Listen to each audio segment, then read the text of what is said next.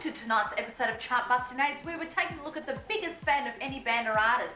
When we put out the challenge to you guys, we were inundated with videos, letters, photographs, but we've chosen 6 of what we think are the best fans, and it's up to you to decide at the end of the show who do you think is the biggest fan of any band or artist. So I hope you enjoy the instalment we've got on tonight's episode of Chartbusting 80s. The first entrant we've got is the biggest culture club fan. Let's see if he's home.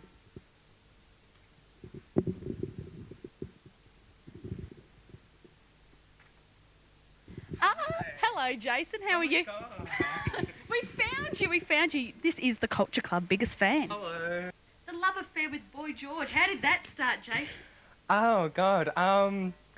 Well, I remember 1982, I was watching Countdown, and Do You Really Want to Hurt Me comes on, and I'm just like, just awestruck, just looking at the TV like this, going, who is he?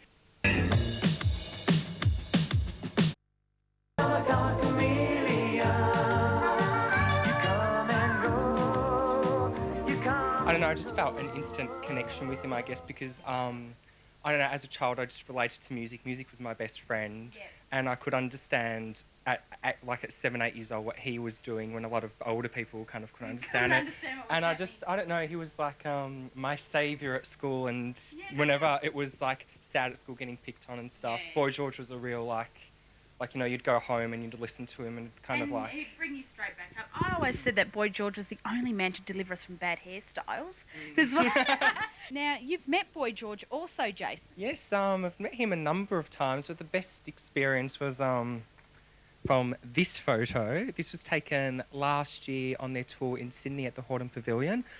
We'd just like seen George at the airport like a few days before in Melbourne, and we didn't really want to follow him too much, but he ended up spotting us all the time and, you know, told us that we're the 2, you know, best dressed people and stuff. So it's, yeah, of course, George, myself, and Mr. Performance Artist at Heart himself, Joshua Rhodes.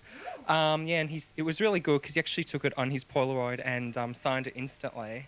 So it was really cool. And also, we have this one at the airport also. That was like a really good day, actually. It was very, very exciting. That was Melbourne, yeah, when he arrived at the airport in Melbourne. Also, this is one taken a few years ago, 1995, when he came into DJ, George and myself at the hotel. And just me and Mikey Craig, and me and John Moss. Oh, okay. And let's see, we have John Moss again. The thing is, we worship these people for so... I mean, I love George Michael and I want to marry him. But when you do actually meet these people that you've admired so much, how's it like? And what was your experience with George? Was he everything you thought he would be? Did he... Well, there's been times where George hasn't been everything I thought, and times that where he really has been. But I've always kind of known that George is like that. Now, look at this. We've got this great layout here on the bed, and you've obviously toured quite a bit, you know, looking around with Boy George. Yeah, this is Boy George at the Royal Albert Hall in 1996. I saw him, and this is a tour program with it. I also saw him at a equality show. It was George and that comedian Julian Clary. Oh, he's just so beautiful. Yeah, and these are all the tickets from the 2 Melbourne shows and the Sydney shows. And my first ever George experience of seeing him was in '84. I actually wagged school. My sister let me wag school, and she took me to the airport, and I saw him in '84, and it was very amazing for me at such a young age. And a few picked T-shirts and some badges and the very famous Boy George doll, which is rather unattractive in my opinion. But and then our daughter over there, of course. Let's courtesy of my friend Nicole, who made this for me. Her neck's sitting a bit funny. Yeah, great hair. So it takes after its mother. Now, Jason, you're not only a Culture Club fan, you're also, as you were mentioning, Human League. Yes, our Human League. Duran Duran, the Thompson Twins, Dead or Alive, Visage are amongst my favourites. This is the Duran Duran carry bag. Take it anywhere, travelling, shopping. We also have the Duran Duran pencil case. As you do. To match. So, children out there, just for some, you know, some very tacky kind of stuff. We have the studio line signed by Brian Canham t-shirt to promote the hair gel in 1985. Jason, how has Boy George influenced you? Well, he's my inspiration to sing. We love and we never tell.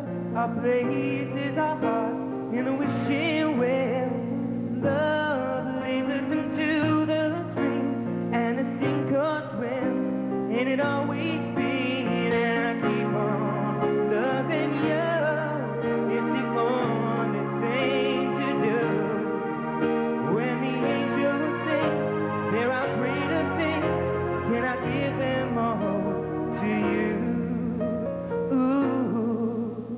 Thank you very much, Jason, for being a part of Chartbusting Days and this great competition and for letting us have a moment in your shrine. Yeah. Thank you very much. I hope you enjoyed it. This is my little baby, my other inspiration life. Say bye to the camera. This is Possum, you guys, another 80s head in the family. And this is my little present, me to you. It's some extensions that I had to remind you of Oh my God! I'm sure I'll find very good use for these. Yeah. Okay, So, Jason. cool. Thanks very much. All right, thanks a And lot. all the best and good luck with the competition.